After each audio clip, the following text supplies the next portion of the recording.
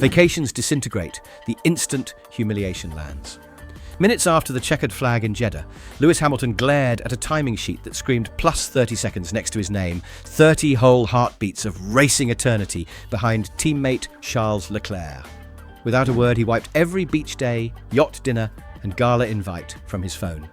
Rest and reinvention can't occupy the same diary, and champions don't book therapy, they build counterattacks. So the jet that was supposed to coast toward Maldives' sunsets banked instead toward Maranello's midnight lights. Forget recharge. Hamilton isn't taking a break. He's re-enlisting in a personal war. Numbers never lie, yet sometimes they mock. In Saudi Arabia, Hamilton rolled on identical tyre compounds, fuel loads and rear wing angles as his teammate. But the stopwatch spit out a gap wide enough to hide a garage. Brake bias drifted, rear traction evaporated on corner exit, and every mid-sector microslide ballooned into lost tenths. At 320 km per hour, self-doubt multiplies faster than downforce deficits. Radio chatter offered hints.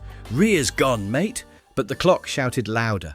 Hamilton knows one brutal truth. If a setup ghosts you once, it'll haunt you for a season unless you exorcise it. Picture Wednesday, 01:38 AM in Ferrari's simulator wing. Fluorescent lights hum. A 7-time champion sits in a carbon shell, rewinding his own misery frame by frame. He overlays George Russell's throttle traces from earlier in the year, highlights brake pressure spikes, and circles the moment rear rotation dipped 2 degrees in turn 13. Engineers propose fixes.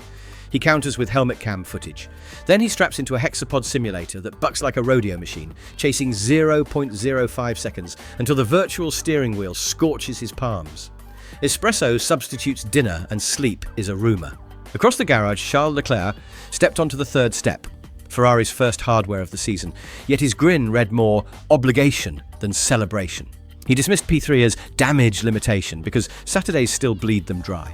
The SF25 hesitates on low fuel flyers, tyre blankets off, track temp drops, and a single mistimed brake release dumps him straight into a DRS train.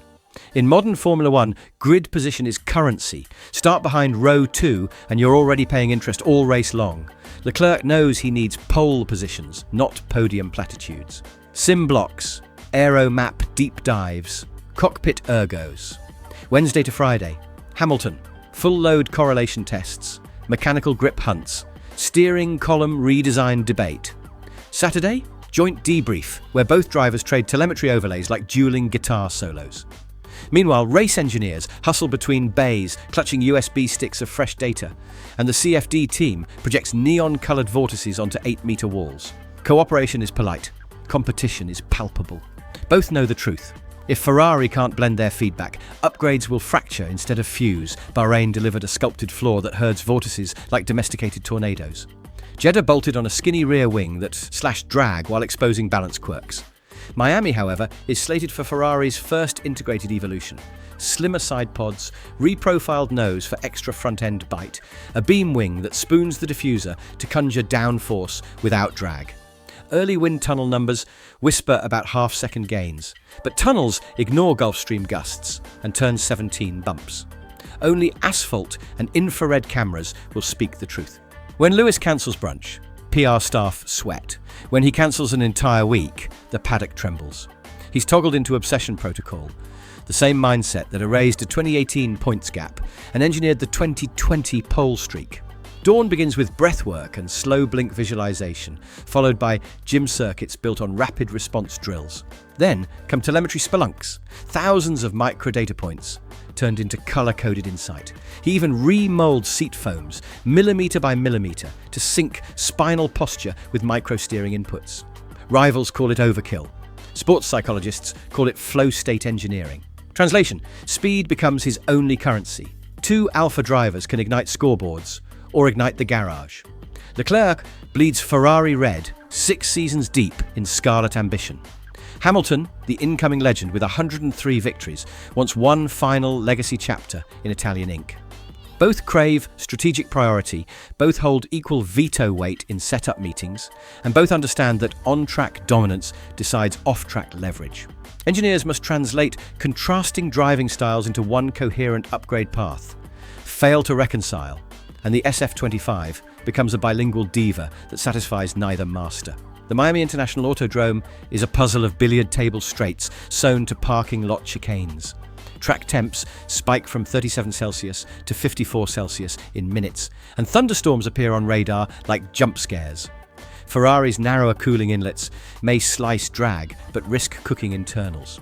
The new beam wing promises stability through the high-speed kink, yet could induce understeer in the marina side hairpin. If the package clicks, Leclerc might finally exercise his qualifying demon, and Hamilton's fury could ignite a fireworks show that redraws the points table. If it misses, both drivers wrestle a diva, while Red Bull sips champagne under neon palms.